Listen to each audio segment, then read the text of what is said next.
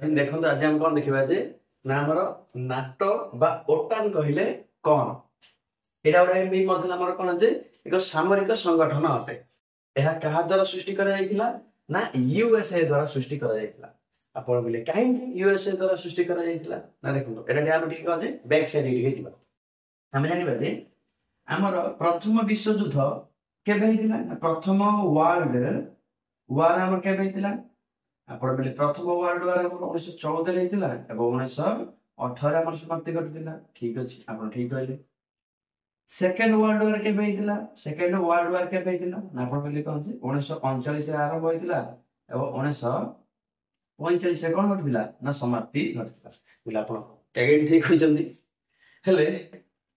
आम जानते जे आमर कौन होता ना प्रथम द्वितीय विश्व युद्ध में आमर यूएसए आउ यूएसएसआर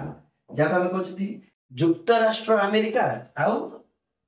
सोवियत संघ जहाँ आम रूसिया बोली बर्तमान कहते ए दी जन द्वितीय विश्व युद्ध में सांग होगी कौन करते ना युद्ध करते किंतु यूएसए कौन कर ना आमर 1945 मसीह अगस्त 6 तारीख एवं अगस्त 9 तारीख रे आमर जापान रो हिरोशिमा एवं नागासाकी रे परमाणु बोमा कौन करथिला प्रयोग कर देथिला। एवं जेहेतु दी जन बेस्ट फ्रेंड थिले यूएसएसआर गोटे आरोप रहिला जे आमे दी जन तो मिसिकिरी आमे कौन करथले ना सांग होई आमे कौन करथले ना युद्ध करथले तमे एते बड्ड विध्वंसकारी अस्त्र बनै देलो मते कोनसी प्रकार सूचना आपण काहे कि देले नाही। आ जदि ठीक अच्छे आप बन देले तेरे बेस्ट फ्रेंड हेतु आपण से परमाणु शक्तिर ज्ञान कौशल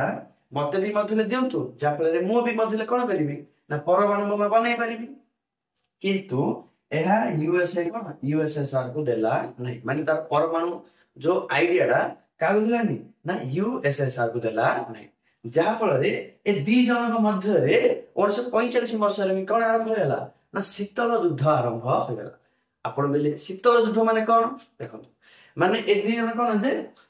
आउ कौन वर्चस्वर लड़ाई से माने लड़ाई कले माने खंडा काति धरी अस्त्र शस्त्र प्रयोग करी कौन कलेनी युद्ध कलेनी एमाने कौन कले ना कथबार्ता ना मो चिंताधारा सब बेटर अटे माने निंदा करा करी परस्पर ही कौन कले ना युद्ध कले एवं एमानक सह अनेक राष्ट्र गुडी कौन देले ना जोग देले जेपरि आपण यूएसए रो चिंताधारा थिला पुंजीवादी चिंताधारा आउ यूएसएसआर चिंताधारा थिला कौन ना साम्यवादी चिंताधारा ए दुई चिंताधारा धरी कौन है विश्व दुई भाग में विभक्त होगा गोटा कहला अमेरिका पुंजीवादी को मानुवा लोक मैंने कौन कहले ना आम हेलु प्रथम दुनिया एवं यूएसएसआर लोक मैंने कौन कहले माने ता सहयोगी राष्ट्र माने एमाने बेले आम हेलु द्वितीय दुनिया एपरे एपरे कौन है दुई जनक मध्य कौन है ना अधिकांश समय कौन युद्ध परिस्थिति सृष्टि होइथिला माने अस्त्र शस्त्र धरी एमाने परस्पर के युद्ध करना एमानकर सहयोगी राष्ट्र माने कौन जाइए माने कौन युद्ध करी आस माने ई शीतल युद्ध हैला। आपण बोले ठीक अछि शीतल युद्ध पे नाटोर संबंध कौन अटे देखो एहा हेबा फल रे यूएसए कौन कला जे निजर सहगामी राष्ट्र मानक नै सहगामी माने निजर मित्र राष्ट्र मानक नै गोटे सामरिक संगठन कौन कला ना गठन कला जहाँ भी आमे कौन कहले ना नाटो बोली कहले कौन कहले नाटो आ से माने तांको भाषा कहले ओल्टा पछती ओटा रे भी मध्य होले कहछन देखो मैं लिखि देछि ना यूएसए बा युक्तराष्ट्र अमेरिका यूएसएसआर सोवियत संघ को प्रतिहत करने निजर सहयोगी राष्ट्र मानक नहीं नाटो गठन कला। आपण बुझी पारे नाटो कहीं गठन होता ना यूएसए चाहूला जे यूएसएसआर वर्ष को संपूर्ण रूप कौन करने ना धराशायी करने नाटोर पूरा ना कौन अटे एन रे कौन नॉर्थ ए कौन अटलांटिक टी रे कौन ट्रिटी ओ रे कौन ऑर्गेनाइजेशन माने आपण कौन बुझिले ना हमर उत्तर अटलांटिक रो जो पाखापाखी राष्ट्र मान ने हमर कौन सृष्टि होला ना नाटो हमर सृष्टि होला।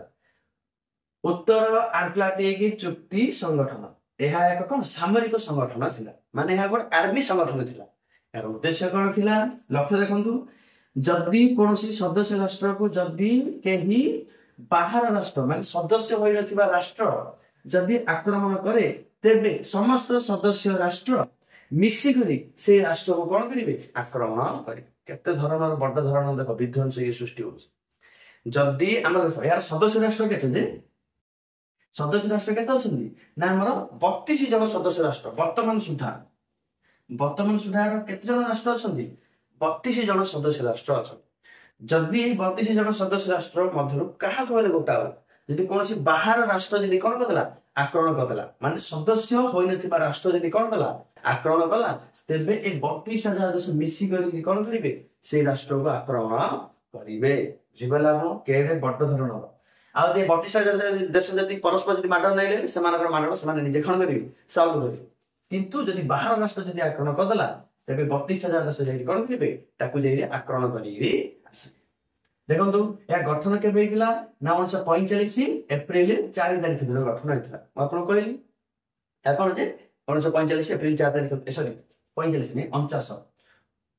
1949 ଏପ୍ରିଲ 4 ତାରିଖ ଦିନ କଣ ହେଇଥିଲା ନା ଏହା ଗଠନ ହୋଇଥିଲା କୋଉଠି ଗଠନ ହେଇଥିଲା ନା ଆମର ବେଲଜିୟମ ଯୋଉଟା ଆମେ କହୁଛେ ବ୍ରୁସେଲି ଆର କଣ ଅଛି ନା ହେଡକ୍ୱାର୍ଟର ଅଛି ଏହାର ସଦସ୍ୟ ରାଷ୍ଟ୍ର କେତେ ଅଛି ନା 32ଟା କଣ ସଦସ୍ୟ ରାଷ୍ଟ୍ର ଅଛନ୍ତି ଯୋଉଠିକି ଆମେ କହିପାରିବା କଣ ଯେ ଆମର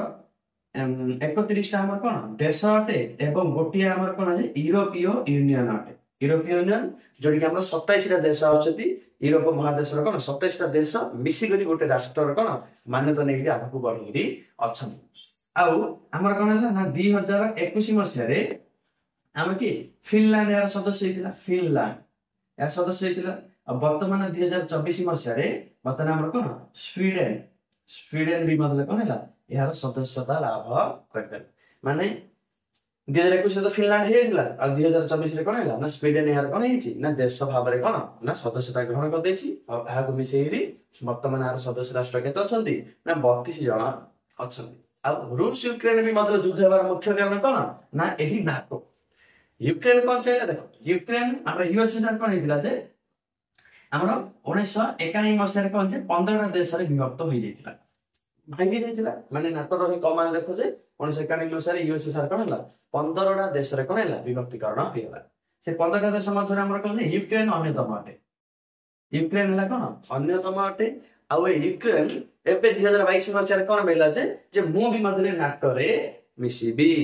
ଯାହା ଫଳରେ ୟୁଏସଏ ତାର ମିଳିଲା କଣ ତୁ ତ ମୋର ହିଁ ଅଂଶ ଗୋଟେ ଥିଲୁ ତୁ ନାଟୋ ସହିତ କେମିତି ମିଶିବୁ ମୋର ବିରୋଧୀ ରାଷ୍ଟ୍ର ମାନଙ୍କ ସହିତ ତା ସହିତ ମିଶିଲେ ହବ ନାହିଁ ତେଣୁକରି କଣ କଲା ଆଟାକ କଲା ତୁ ମିଶିଲା ପରେ ନା ସଦସ୍ୟ ହେଲେ ତ ସବୁ ଯାକ ନାଟୋ ଦେଶ ମତେ କଣ କରିବେ ଆକ୍ରମଣ କରିବେ ତୁ ସଦସ୍ୟ ହେବା ଆଗରୁ ମୁଁ କଣ କରିଦେବି ତ ଚିଠା ପୁରା ଫଇସଲା କରିଦେବି ତେଣୁକରି ରୁଷ ୟୁକ୍ରେନ ଯୁଦ୍ଧ ହେବାର ମୁଖ୍ୟ କାରଣ ଏଇ ନାଟୋ ତୃତୀୟ ବିଶ୍ୱଯୁଦ୍ଧ ହେବାର ମୁଖ୍ୟ କାରଣ କୋଉଟା ହବ ଏଇ ନାଟୋ ହିଁ ନାଟୋକୁ ଲିଡ୍ କରୁଛି କିଏ ଆମେରିକା କାହା ଲିଡ୍ କରୁଛି କିଏ ଆମେରିକା ଏହାକୁ ଲିଡ୍ କରୁଛି ଆପଣ କହିଲେ ଏହାର ସଦସ୍ୟ ରାଷ୍ଟ୍ର 32,000 କଣ କଣ ଗୋଟେ ଆମେ କେମିତି ଜାଣିବୁ ଦେଖନ୍ତୁ 32ଟା ଯାହା ଦେଶକୁ କଣ ଯେ ଆପଣଙ୍କୁ ଦେଖନ୍ତୁ ସ୍କ୍ରିନରେ ଦେଖେଇ ଦଉଛି ଏ 32ଟା ଯାହା ଦେଶକୁ ଆପଣ କଣ କରନ୍ତୁ ନା ଆପଣ